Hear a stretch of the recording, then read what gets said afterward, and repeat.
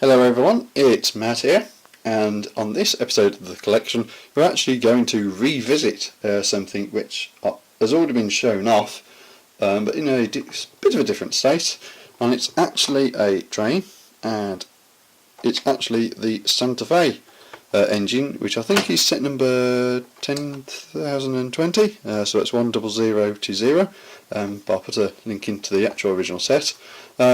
And the reason why this is a new video, instead of just a here's the set complete, is that this is actually a complete reversion of the model into a more realistic version. So this is essentially a mod, but technically speaking it's a mock, although it's using quite a lot of design cues and original elements and parts of the design from the original. The biggest change is the increase in length and association of parts. Now the reason why it's an increase in length is because to get the scale correctly.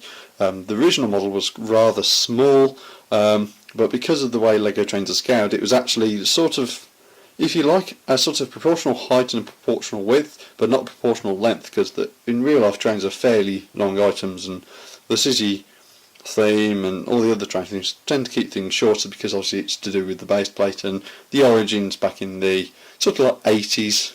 Of the sort of like a standard size of vehicle, etc, etc. But anyway, the reason why I did this conversion now rather than later is that the underframe the model would have rested on, had it been a recreation of the original, would have needed to have been bought, and I was sort of thinking about it the one day and sort of went, is there any point rebuilding the model when that's what everybody else is looking for and what everyone has?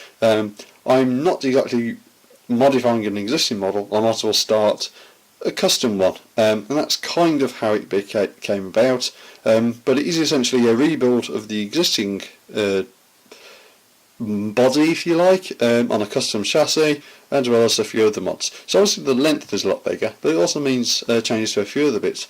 So there's more grill bricks involved in this model, there's more length, the back here is definitely a lot longer, and there's various sort of substitutions from most of the chassis.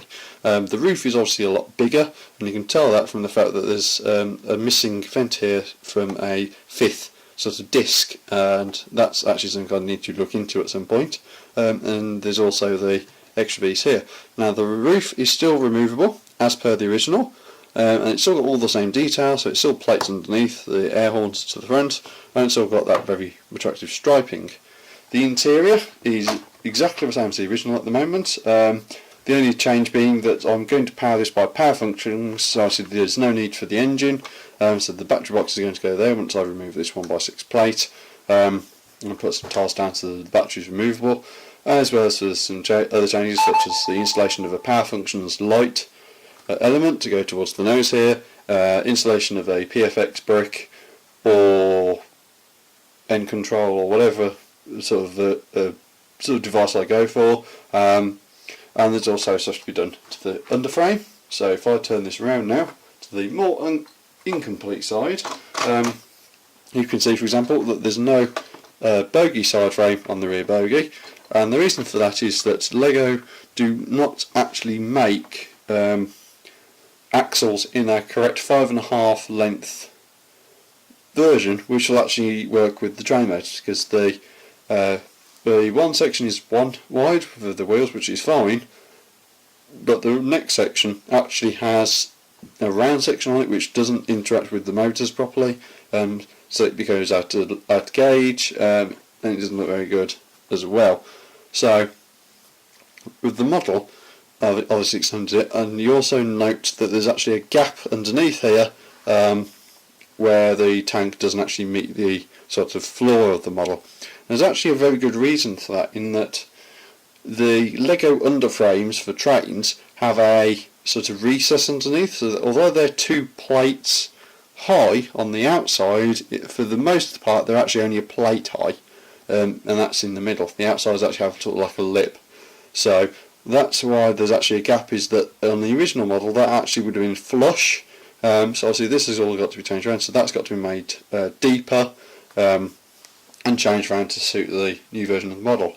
And like the last video I did on this, before I did all these conversion works, there's still a lot of parts substitutions to be done. So there's the red plates towards the front, the handlebars or the umbrella standards that, as they're listed on Bricklink, need to be changed to red. Several grill bricks need to be changed into the correct sort of like light grey or dark stone grey colours. The 1x4 plate here at the back needs to be changed to a light grey one, so the colour scheme matches. And it's just essentially a load of part substitutions and conversions. I need to shorten the axles as well, so they fit into a shorter size, and that they can then fit on the grey, light grey underframes correctly. And there's also some other changes as well. But what I'm going to try and do is acquire the pieces which actually have the stickers on. So I know there's somebody in America that deals with the nose cone with the correct stickers, and although they're expensive, it will complete the model and finish it off. So I'm willing to take that expense, if you like, to get a complete mock, because the new sticker sheets are ridiculously expensive, whereas actually buying the parts will actually be probably be not that much cheaper, but then it also means that I'm buying the parts with the sticker on, so I can replace those and keep the others back from the collection. The chassis is the main part which needs new parts, because several are in the wrong colour.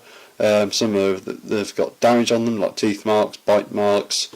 There's other things which can mean they're out of line.